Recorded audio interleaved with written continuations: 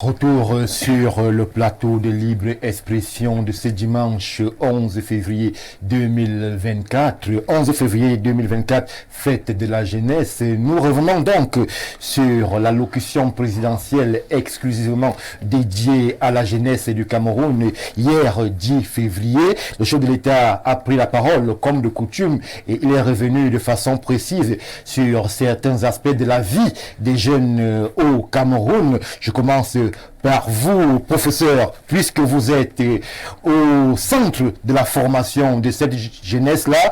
Comment est-ce que vous, en tant que formateur, je le reprends, avez-vous apprécié cette sortie, cette communication présidentielle, et peut-être vous pouvez revenir sur les aspects les plus marqueurs de cette communication? Bon, on dira simplement que le président était dans son rôle. Si on peut structurer son discours, il peut se ramener en trois grandes lignes. La première ligne, c'est qu'il a voulu montrer de l'empathie aux jeunes qui l'écoutaient et qui s'attendaient à un certain nombre de choses.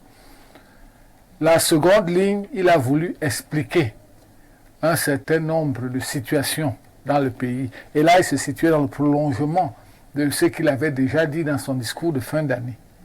Et il essayait de justifier d'une certaine manière ce qui se fait, ce qui se dit, comment ça se comprend.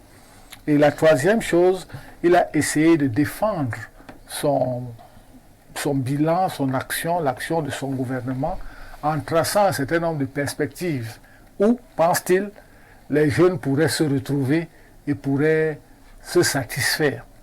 Ça, c'est dans la généralité de ce qu'il a dit. Maintenant, est-ce que ce qu'il a dit a une résonance? On dira en vérité, ce n'est pas nouveau. Oui. La difficulté d'un régime de cet âge et d'un homme de cet âge, c'est la difficulté de se réinventer. On aura toujours l'impression et la sensation du déjà entendu.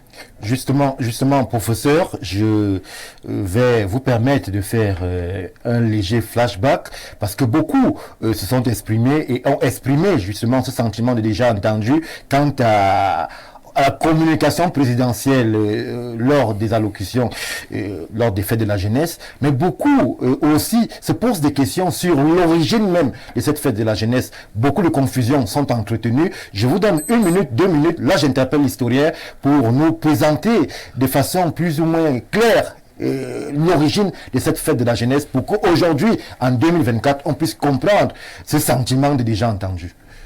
Bon, la fête de la jeunesse, le 11 février, d'abord, est un moment important de notre histoire nationale. Oui. C'est la date du vote au Cameroun britannique, la décision de leur indépendance à eux. Il y avait eu un plébiscite organisé par les Nations Unies sous l'égide de la Grande-Bretagne, qui était la puissance tutélaire de cet endroit. Et elle leur avait laissé 2 possibilités de choix. Ou bien d'atteindre l'indépendance par attachement à la République fédérale du Nigeria, ou d'atteindre l'indépendance en se joignant à la République du Cameroun. Ces 2 mots sont très importants, parce qu'on utilise le terme, la République fédérale du Nigeria, le terme qui est consacré, c'est rattachement. Oui. Tandis que pour la République du Cameroun, c'est se joindre. Ça se ramène à la situation antérieure. Ce territoire appartenait avant au Cameroun allemand. Donc, en fait, c'était une réunification. On lui redonnait son entité nationale. Alors, on connaît comment l'histoire a départagé les choses. Les votes ont été comptés séparément entre le Northern Cameroons et le Southern Cameroons, Oui. qui a opté pour se joindre à la mère patrie. Et cette date-là, le 11 février, a d'abord été une journée de deuil. Oui, c'est important ce que vous dites. Le Cameroun a pleuré pendant un certain temps la perte de la partie du pays qui est retournée au Nigeria. Oui. C'est le président du Cameroun occidental, John Gu Fontia, qui en 1963 fait la proposition dans son État fédéré qu'on ne peut pas rester pendant longtemps dans une situation de deuil. il est impérieux de penser à dépasser ce moment. Donc les anglophones ont quitté le deuil avant tout le monde. On peut penser que John Kufuor le faisait par ambition politique, il voulait donner une nouvelle orientation et asseoir son leadership. Peut-être c'était cela, ou alors peut-être simplement c'était une vision nationaliste.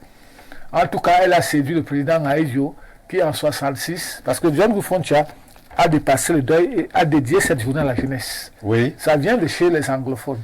Et c'est repris par le Cameroun tout entier en 1966. C'est à ce moment donc que cette journée redevient donc la journée que tout le pays entier dédie à sa jeunesse et depuis ça n'a pas cessé. Merci, professeur Bokanye.